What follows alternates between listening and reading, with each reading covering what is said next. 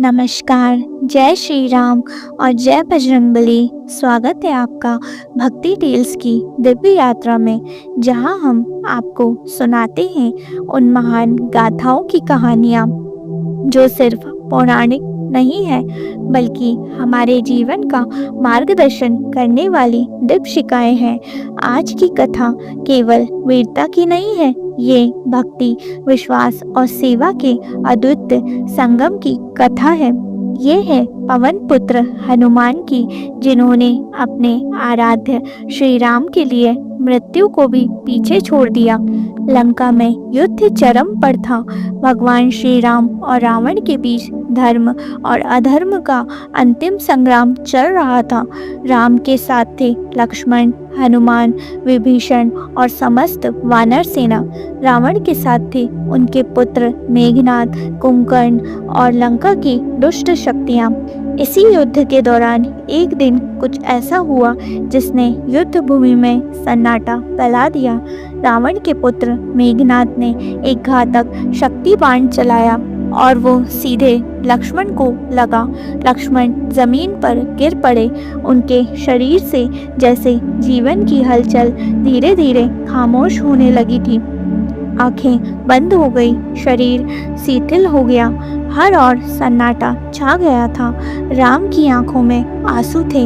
उनका हृदय का टुकड़ा, उनका छोटा भाई, उनके सामने मौन और निस्पंद पड़ा था। राम बोले, लक्ष्मण, मेरे लिए तुम केवल भाई नहीं हो, तुम मेरे प्राण हो। हवन कुंड से युद्ध भूमि में तुरंत बुलवाया गया लंका का श्रेष्ठ वेद सुषेण ने लक्ष्मण की नाड़ी की जांच की, शरीर की गति देखी और बोले, एक ही उपाय है। केवल हिमालय के द्रोणगिरी पर्वत पर पाई जाने वाली संजीवनी बूटी ही इन्हें जीवित कर सकती है। पर ध्यान रहे, रात्रि का तीसरा प्रहर समाप्त होते ही ये अवसर समाप्त हो जाएगा। राम के मुख पर चिंता की गहराई साफ दिखाई देने लगी थी। पर तभी पवन पुत्र हनुमान ने सिर झुकाकर कहा, प्रभु, आज मुझे अवसर दें। आपके चरणों की रक्षा हेतु मैं प्राण भी न्यौछावर कर दूं। मैं संजीवनी लेकर अवश्य लौटूंगा। हनुमान जी ने श्री राम का नाम लिया और उनकी आंखों में तेज और साहस की बिजली दौड़ गई। वह पर्वत के आकार जैसे विशाल हो गए और एक महाजंप लगाई, जिससे पृथ्वी हिल उठी और आकाश गूंज उठा। जय श्री राम, जय हनुमान। हनुमान उड़ चले। दिशा थी उत्तर की ओर, हिमालय की ओर। रास्ते में पहाड़, जंगल, नदियां और बादलों से भरी ऊंचाइयां थी, पर हनुमान का संकल्प अडिग था। रास्ते में रावण ने एक और छल किया। उसने एक मायावी राक्षस कालनेमी को भेजा, जो एक साधु का रूप लेकर हनुमान को मार्ग से भटकाना चाहता था। पर भक्ति की आंखों से सब साफ दिखता है। हनुमान ने उसकी सच्चाई पहचानी और तुरंत उसका वध कर दिया। आखिरकार हनुमान पहुँचे द्रोणगिरी पर्वत पर वहाँ उन्हें एक समस्या हुई। सैकड़ों औषधियाँ थी और कोई संकेत नहीं था कि संजीवनी कौन सी है। समय तेजी से बीत रहा था।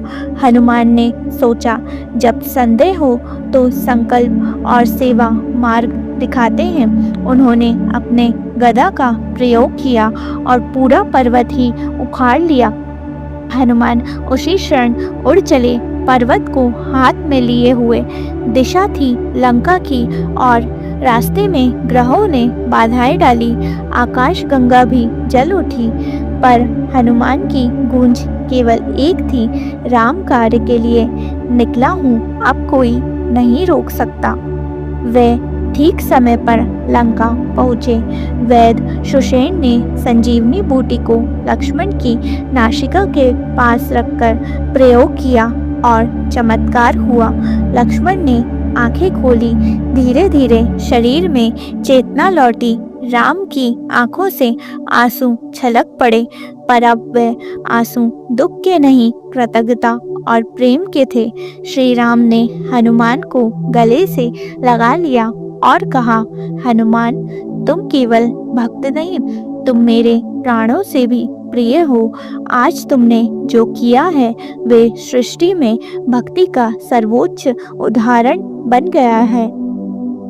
प्रिय भक्तों, हनुमान की ये कथा केवल पौराणिक नहीं है, ये हमें सिखाती है जहाँ सच्चा प्रेम और भक्ति होती है वहाँ असंभव भी संभव हो जाता है। जब कार्य राम के लिए हो तो रास्ते अपने आप बनते हैं। सेवा, साहस और समय, जब ये तीनों साथ हो तो चमत्कार जन्म लेते हैं। अगर आपको ये कथा प्रेरणादायक लगी तो भक्ति टेल्स को सब्सक्राइब करें और इस वीडियो को अपने मित्रों और परिवार के साथ ज़रूर साझा करें। आपकी भक्ति हमारा उद्देश्य है। जय श्री राम, जय बजरंगबली।